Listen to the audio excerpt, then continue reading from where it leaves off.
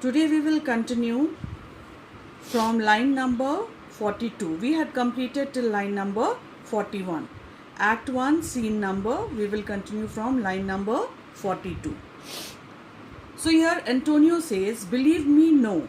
I thank my fortune for it. My ventures are not in one bottom trusted, nor to one place, nor is my whole estate upon the fortune of this present year. Therefore, my merchandise makes me not sad."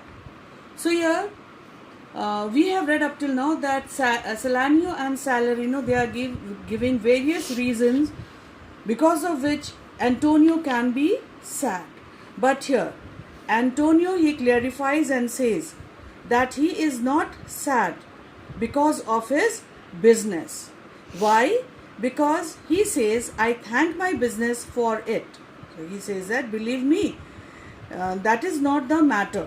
I am very fortunate, okay, that my business is not limited in one ship, nor is it going to any one place.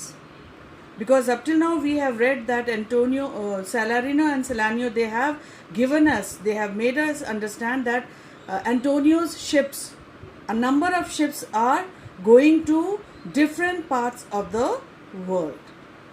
So here he is saying that his business, it is not dependent on one ship, neither it is going to any one any one place, nor is my whole estate upon the fortune of this present year.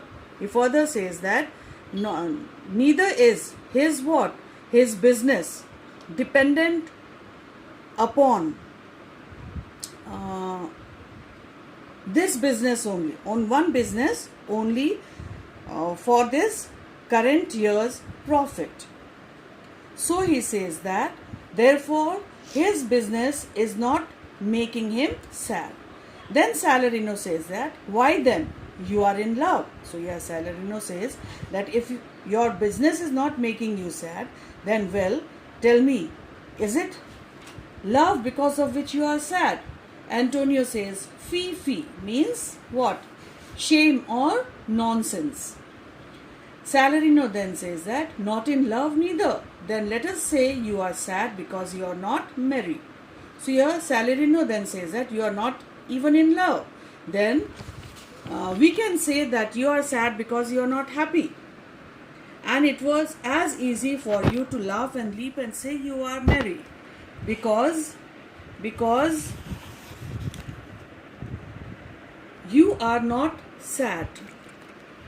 Now, because you are not sad. So here he is saying that you can easily laugh and jump about and say that you are happy because you are not sad. Now, by two-headed Janus, nature had framed strange fellows in her time. Janus. Who is Janus? See in the notes. Janus. He is a Roman god. He is a two-headed Roman god. One head of his is smiling and the other one is a sad one. So here a reference is made to the Roman god Janus. And so here Salarino says that it must be that nature has created some very strange people in her time. Some that will evermore peep through their eyes and laugh like parrots at a bagpiper.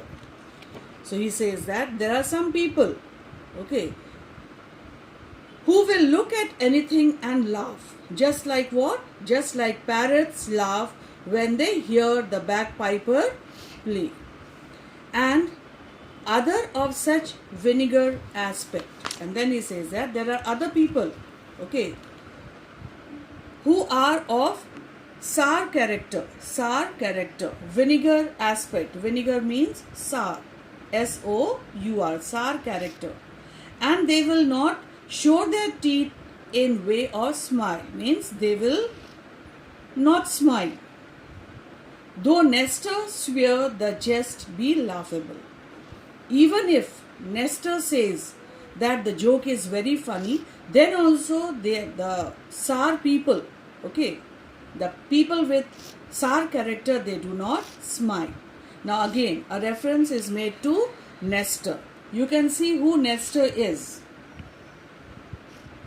Nestor, he is what? He is the Greek lord, and he is a Greek hero, and he was very serious by nature. He never laughed unless and until he only laughed when a joke was extremely funny. Then only he laughed. So but here a comparison is made with Nestor. That Nestor also laughed only at very funny jokes, but there are somewhat people of SAR character, they did not even laugh at very funny jokes. Then Salanio says, here comes Bassanio, your noble kinsmen, Bresciano and Lorenzo. Fare you well, we leave you now with better company. So Salanio now says that here who comes? Bassanio, he comes, who is your most noble and a very good friend of yours. He is coming along with Bresciano and Lorenzo. So Salanio says, fare you well, we leave you now with better company. So Salanio says that goodbye then.